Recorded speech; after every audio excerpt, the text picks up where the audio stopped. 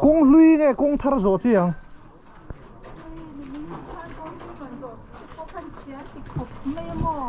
rùa sur da se cung thari koi vi awanga cung lui hi anagan ti khopa ma se metal rod sung na ka ni a zira zo cung thar ka to lai thar na ga ni cung lui na ka ri zo zo ba ka na ya a tu ti phak ri lo hi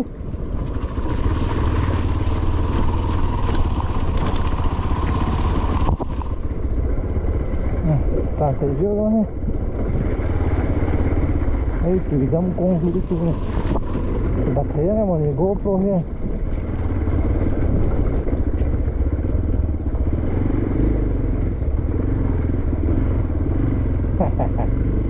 yêu tập super bright rồi và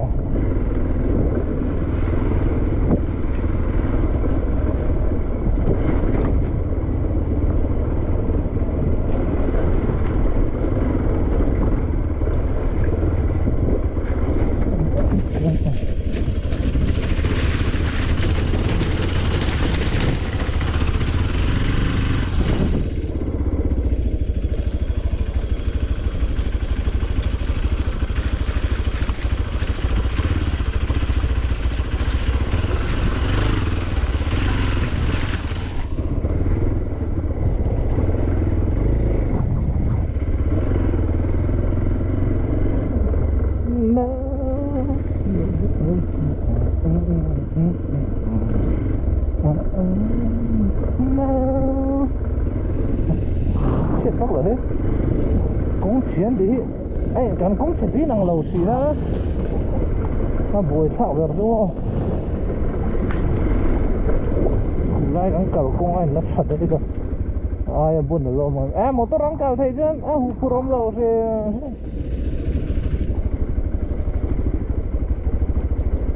phụ rộng lầu thì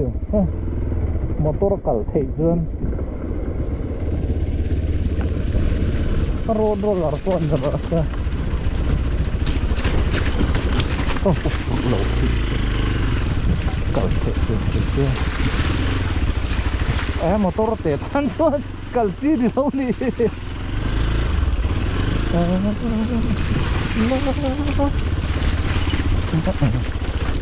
anh tổ nó chú bốn về chậu rong hả sao đó này đi lên bằng chưa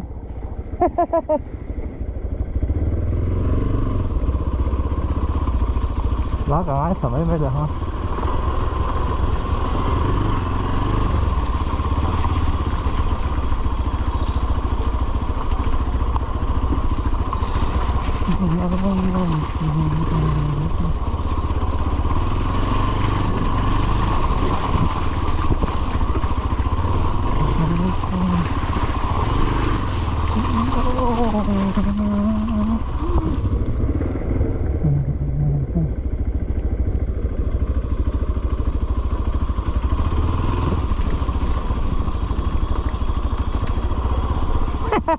Arab tuh alien we bukan he Arab khur we kalau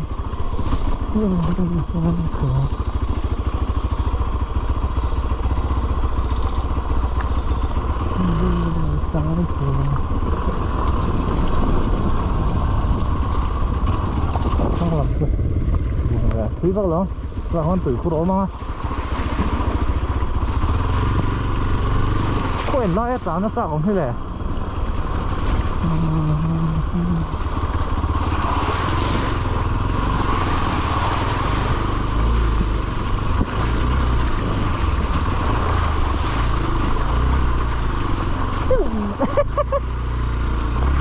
pero no se va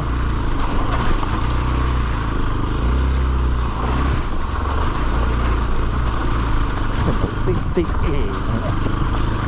kerap kau hukum nak dia dia sang terhak hotel saya semua kalau kan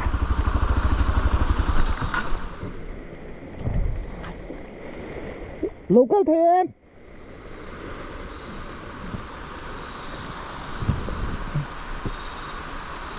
sang terhak nuôi em số ta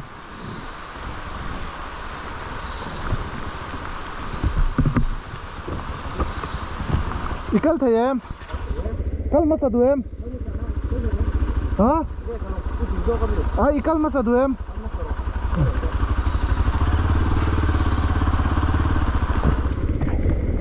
làm thô rồi chứ em tao mình phải phô chứ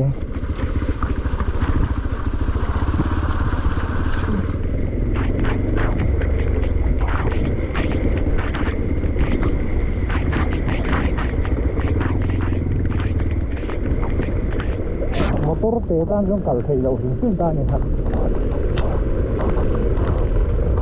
thì đi tan trong cẩn nó cẩn rồi thì đấy là chuyện ra là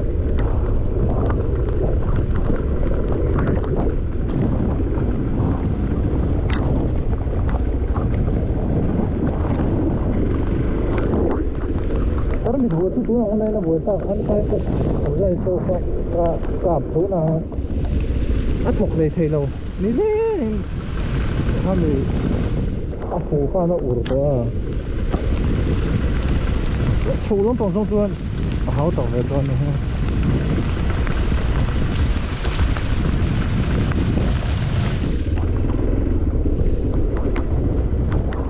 cái không tùy tâm chủ họ chết thì cái gì đó có chú kalau harta tính là gì đấy này cái chuyện mà như đó bố là cái này nó sẽ được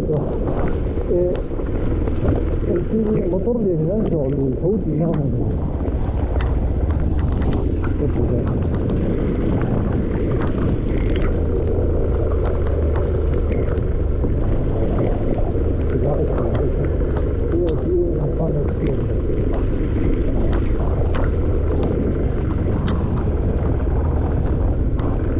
turbo kan udah ada putus pohon itu kata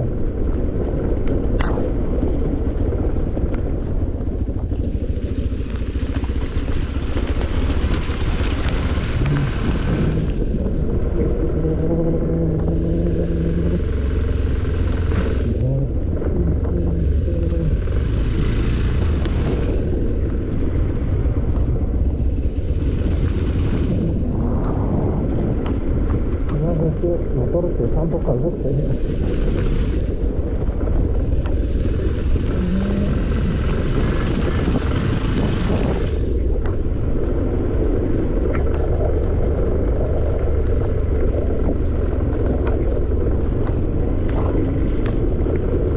ini kau dah kong nào tu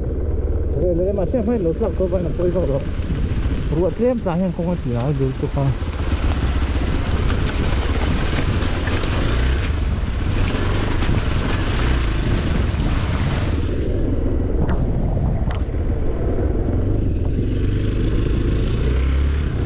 cái bike kia hiện nước ta với tàu được cái thôi đây là cái ngày sáng đâu phải thì ai phải chịu thì lấy thì ai nó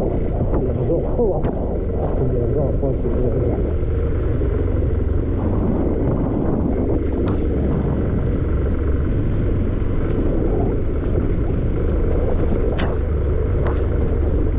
không lại thật tu phun cho cái này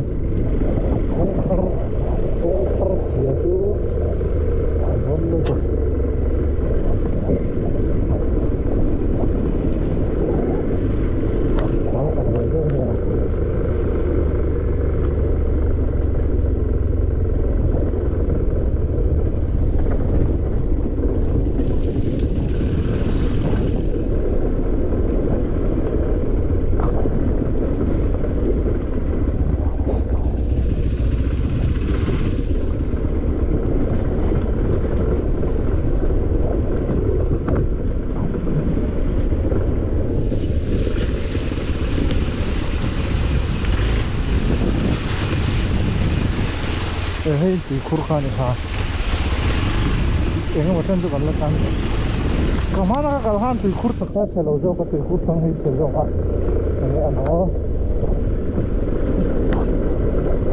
cái cái sáng này xong rồi cái này sáng cái June sáng này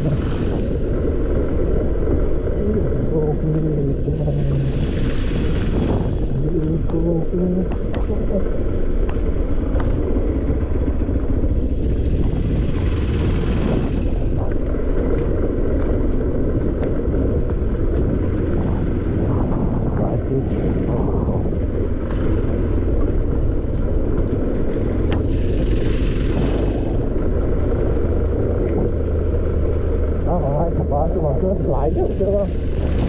zoom lâu đó xuống bút đó nó có lâu dài đấy bút quên ba ngày hai tháng thì là được không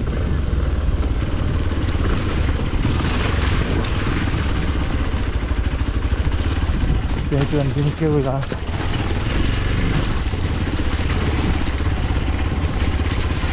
hết tiền đó rõ chính rõ được gì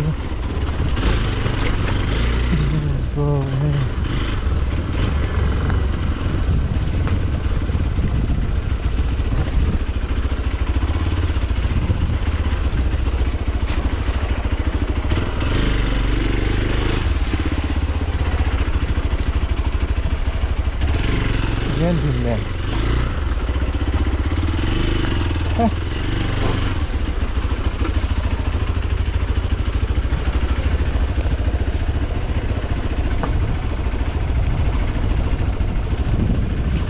cho cái lầu din đây rồi anh đinh phùi chiang về có lên không anh đã top tí nào mà lấy chắc khi lệ sao mà anh cắt là đây anh chỉ chú sớm về đây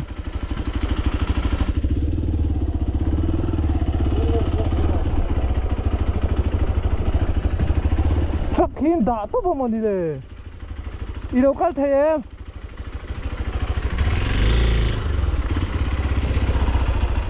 hả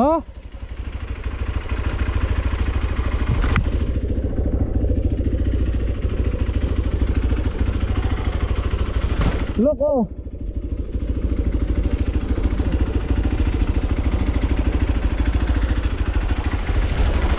ilang bo oh chắc là đủ mà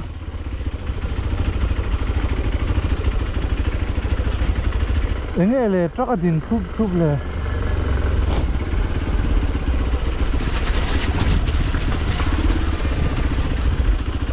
chắc anh cả lòng ô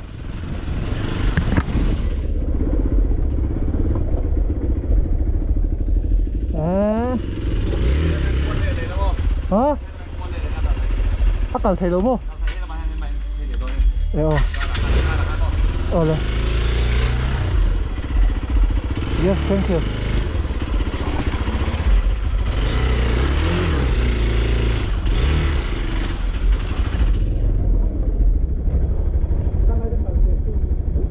Kalau thấy thâu không? Vậy bố hắn nó drop dewa nhỉ vậy? Đâu có độ.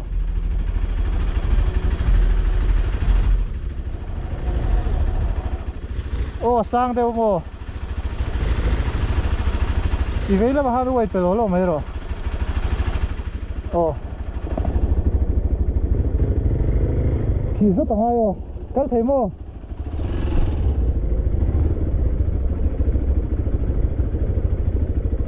Qatar mi thi tui hu na sel tu ka ading lam pang phei tu man tlak lo khim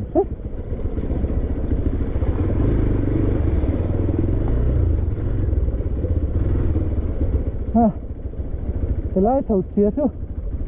a cheve bok e mani hi motor te tingai kal the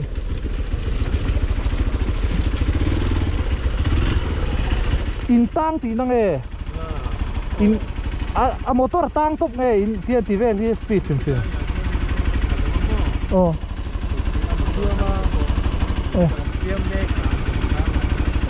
cái này chú còn lên số bằng à yes thank you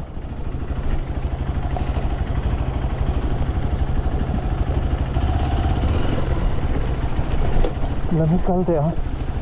lúc đó ta hết cal thế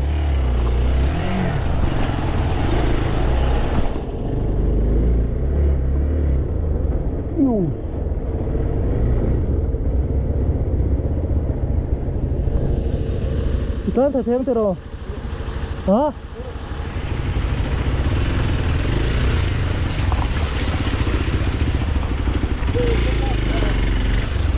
bốn ra la here đấy la here à xí đấy đi đấy hả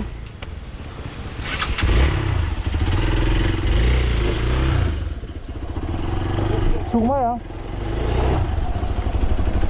hả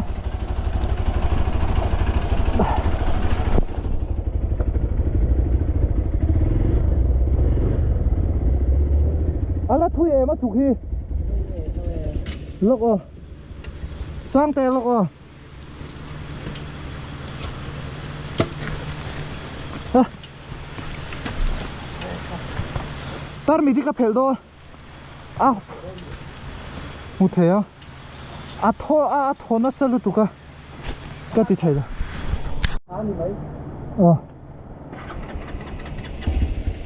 local thầy à hả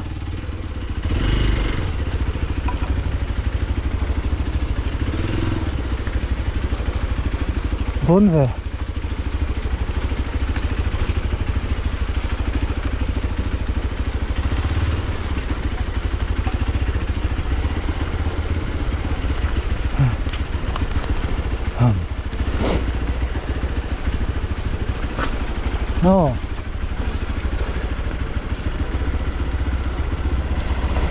chắc chú tắm rồi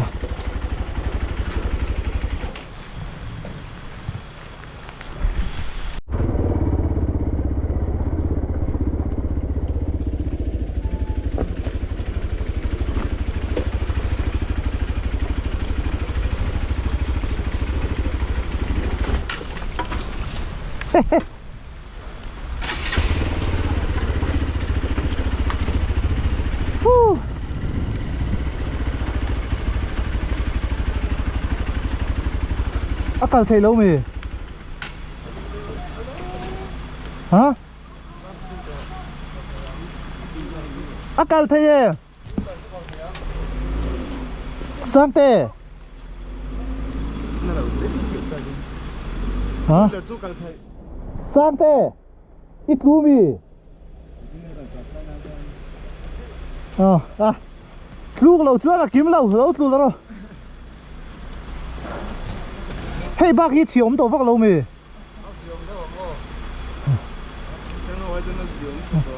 cái này nó gì à thấu túi bụi bà đi ra rồng cả là đi lâu cách thế em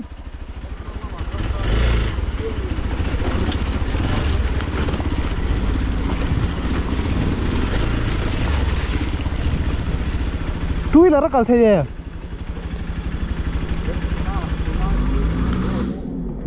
hả kan zukan sino ni le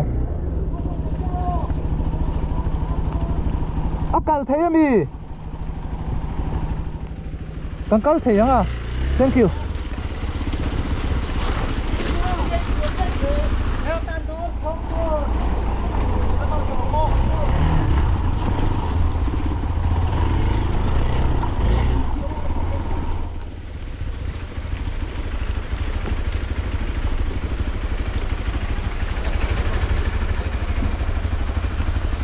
ra here kal thei tiro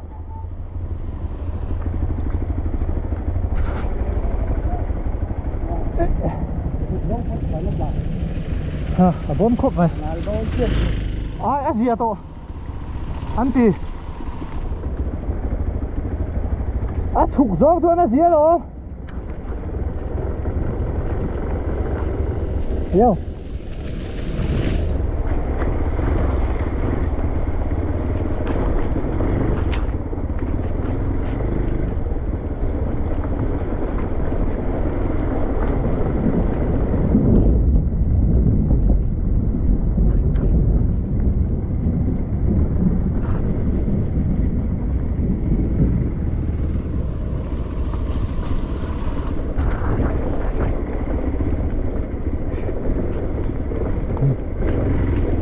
Vậy ơi, đang theo voi sát từ sau,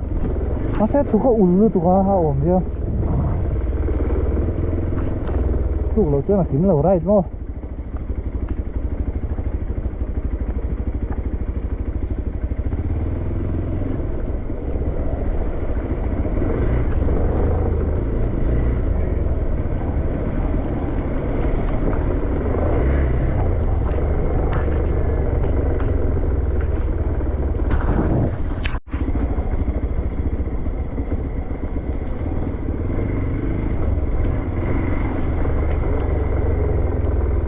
Motor liang kha lâu mày mày à chú lầu xe chân háo tặc tụi đằng mỏng rồi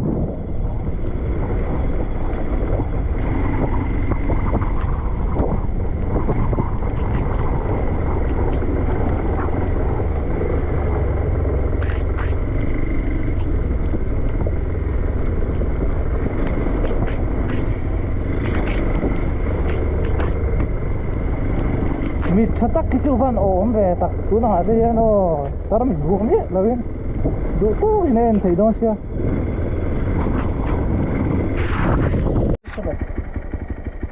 ô không một cái cái lỗ con tờ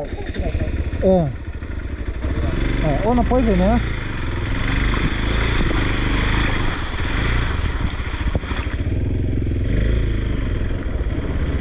dễ nắn này lâu xíu xíu mà công ăn thịt sẽ chắc em mình hay tập phơi xiêm mà sẽ hay công chắc cái tuyết là dễ là cái chè lệ dễ không rê đầy đó chủ yếu là vấn xiêm chặt to hiền hey công ăn tuyết còn lút sẽ dễ là cái chè hoặc là chả đó chả rê đó chủ yếu là xiêm lệ có để sẽ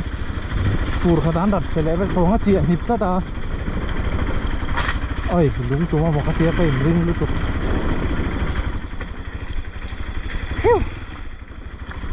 sâu rong rất là háo tặc về đâu nhỉ à tim tham ăn cái gì cần ngâm rau kinh cái gì câu thế cần rập cái rồi đó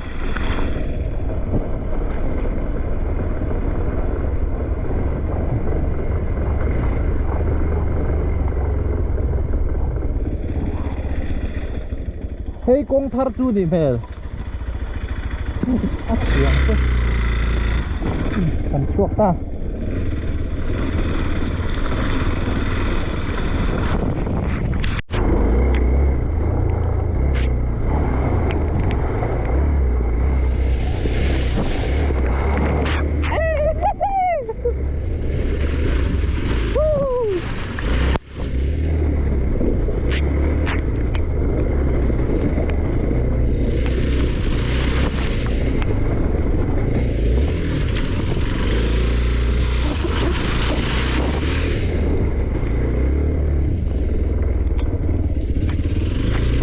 Taruh dah hubah.